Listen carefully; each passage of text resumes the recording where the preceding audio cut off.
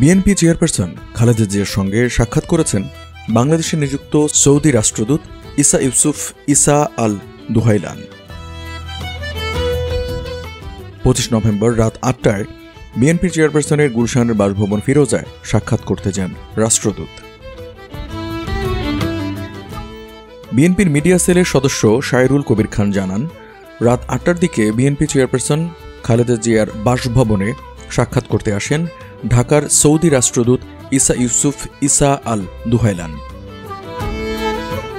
তাদের সঙ্গে উপস্থিত ছিলেন বিএনপির স্থায়ী কমিটির সদস্য ও খালেদা জিয়ার ব্যক্তিগত চিকিৎসক অধ্যাপক doctor AZM Zahid Hossain, BNP চেয়ারপারসনের উপদেষ্টা, কাউন্সিল সদস্য ও চেয়ারপারসন সহ আন্তর্জাতিক বিষয়ক কমিটি সদস্য এনামুল হক চৌধুরী।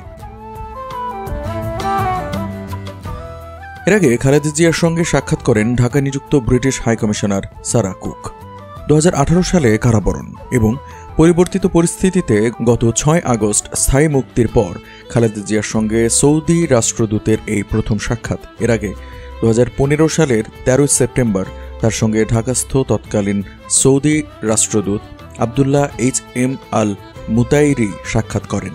গুলশানে বিএনপি চেয়ারপারসনের রাজনৈতিক কার্যালয়ে এই সাক্ষাৎ অনুষ্ঠিত হয়েছিল।